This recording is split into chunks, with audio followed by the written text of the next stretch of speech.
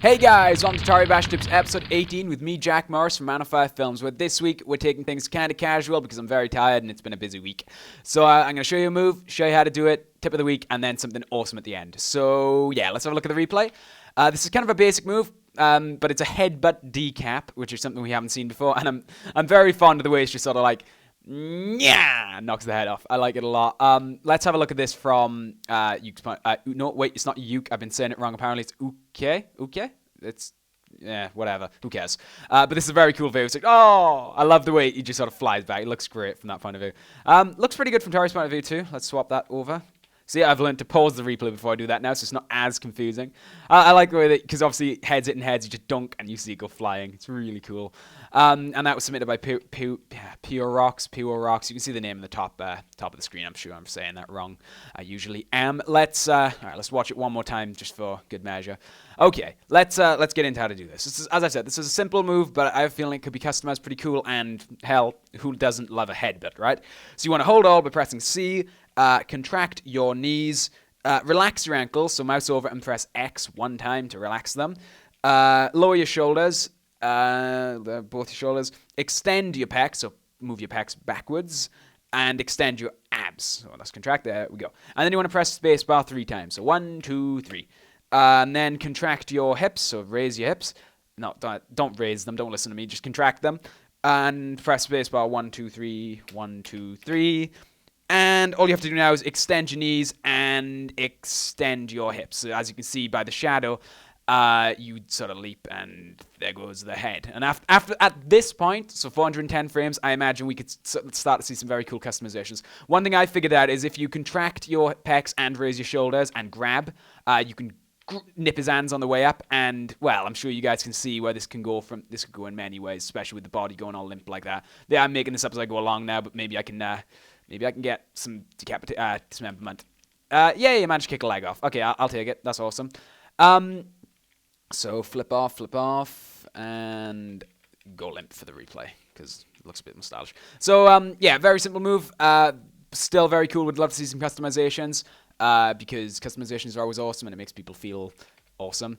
I'm tired, leave me alone. Now, the tip of the week this week is something that you might have actually noticed during this recording. Those of you who are really observant will have noticed it.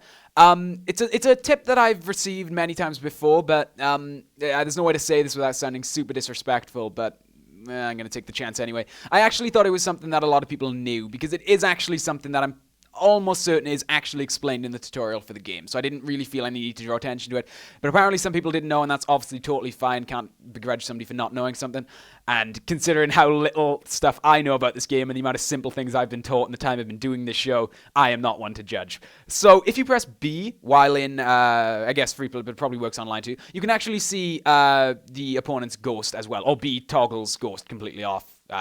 Tori, ghost. Now, one of the other reasons why I never bothered to say this tip is because I was under the impression that the ghosts are actually not that accurate. Like, they don't, at least when I first started playing, the ghosts were kind of like, you wouldn't actually do what the ghost was saying you were going to do, and it just seemed kind of pointless. But I don't know whether it was this update, or maybe I'm just an idiot, but since recently, yep, gold star for trying, Jack, I've noticed that we are not making sense with our sentences. I've noticed that Jack has lost his train of thought. I have noticed that they seem to be a bit more accurate this time, and that's good. So B toggles your ghosts on and off, and you can see probably use that to make replays even better. Probably comes in handy when you're editing a replay. So let's just do, I don't know, I'm kind of making this up as I go along here. Let's just give an example. Not so much making this up. I'm sure this was a move at some point. Okay. So as you can see, the shadows are actually kind of accurate of what's going to happen.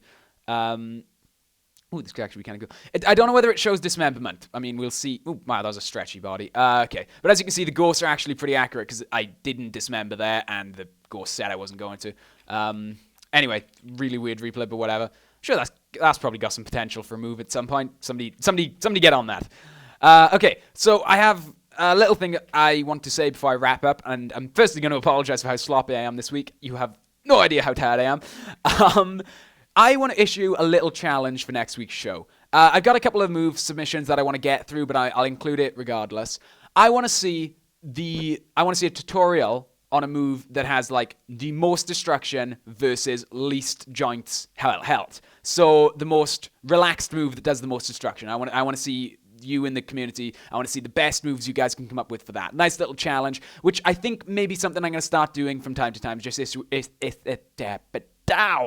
issuing challenges for you guys to give it a go, because it might give a new angle to play with, or just give you guys something to do regarding Toribash. So yes, come up with moves. Don't mind about engage distance. Please don't have it any mods, because ponies, and we'll see what you guys can come up with. So the least held joints versus most damage done. I'm not going to put any limit on how many joints. I'm also not going to put any limits on how much damage it can do. Just activate a control caps lock. Don't know whether that showed up on the recording. Probably did.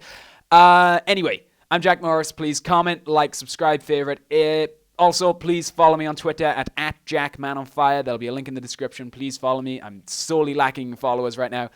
Sorry for the sloppiness of the show, and sentences are escaping me. Please send pillows to me at JackManOnFire. I don't know how you send pillows on Twitter. Figure it out. Bye.